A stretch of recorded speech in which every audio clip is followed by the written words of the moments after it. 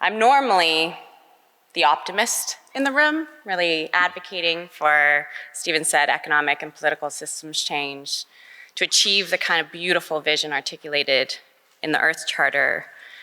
And I know that this is meant to be a really hopeful celebration, but in this moment, I'm not feeling hopeful. I'm feeling angry.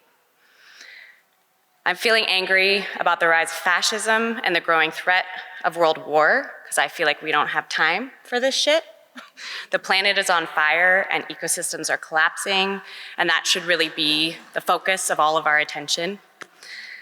I'm angry because I don't know what the point was of all of those Holocaust movies if we don't see the writing on the wall as our government builds concentration camps, abducts immigrants, brown people, poor people off the street, and sends the military to occupy our capital.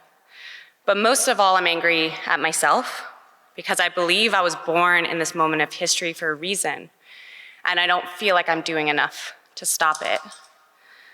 I know that the current administration is intentionally creating these feelings of fear and anxiety and overwhelm so that we're paralyzed and submissive. And so I really didn't want to add any more to that stress. But I'm feeling this intense sense of urgency for us to stand up and to fight for democracy, for life, because I've lived in enough dictatorships to know that once civil liberties are lost, they're really hard to get back. I think the reason that we're not seeing the kind of mobilization we might expect in this moment is because the story of our time is the apocalypse myth. We see it in the crypto-libertarian philosophy of people like Peter Thiel, who accept mass extinction as a pathway to some type of feudal techno-state. We see it in the white Christian nationalists, celebrations of climate change, natural disasters, and Palestinian genocide as signs of the second coming of Jesus.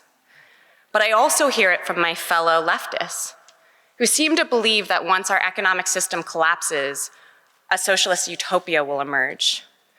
Or from environmentalists who call for mass population reduction as a necessary sacrifice for planetary health. And honestly, y'all, I'm pissed because the folks that I see proselytizing this apocalypse narrative most strongly tend to be privileged white people who have the luxury of believing that they will not only survive this culling, but somehow emerge out of the ashes as the philosopher king to guide us all. And I refuse to accept the level of death and destruction that is implied in this vision.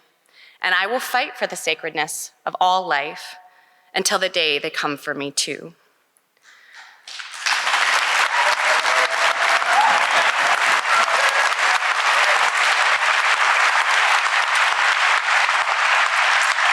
Many have commented on how we got here. The left blames big business, the right blames the government, but I think it's pretty clear at this point that they're one and the same. Benito Mussolini once said that fascism should more appropriately be termed corporatism because it is a merger of corporate and state power. Now, with that definition, it's clear that we've been on this train for a while now. As a Princeton study found that since the 1980s, so for my entire life, the preference of the average American has had a near zero, statistically non-significant impact on public policy. So if democracy is meant to be majority rule, we haven't lived in a democracy for a while now. As with economic growth and stock market values as our North Star, we accepted the role of government as a henchman of private sector interests. We went about encouraging and rewarding the large corporations, investors, and tech entrepreneurs, and removing them from any democratic oversight, trusting that if left to their own devices, the profits and wealth they would generate would benefit us all. With Republicans promising it would trickle back down, and Democrats promising that they would take some of that wealth through taxes to fix some of the damages that were done to people and planet in the process. Now, obviously, neither of those scenarios occurred, which is how it's possible that in the richest country in history, 60% of Americans do not earn enough to afford basic needs like food, housing, and healthcare.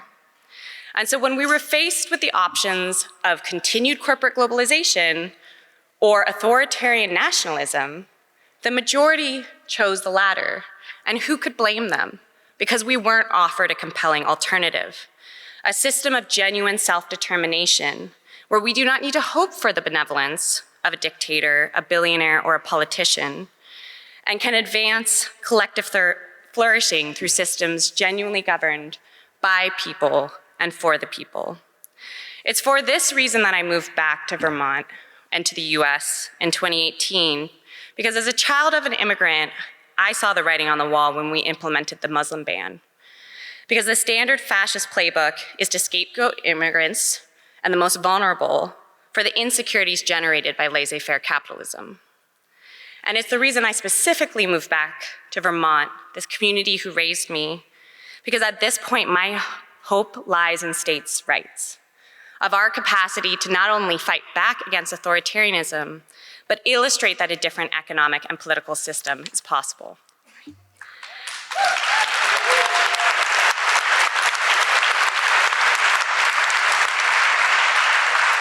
When you ask Vermonters what they love about where they live, 9 times out of 10, they will say the community.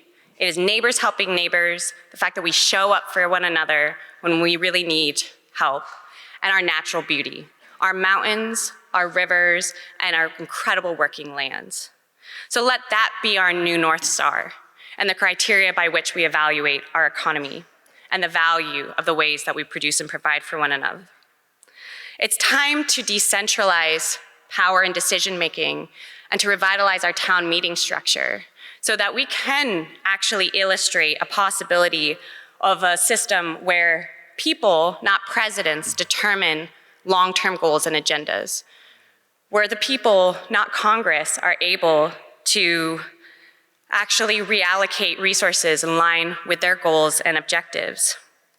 It's time for us to be aggressively generous with our skills and resources and to build mutual aid networks so that when Trump threatens to cut our federal funding, which he will, we are clear that together we have everything we need and there's no price at which we will sell our neighbors to ICE.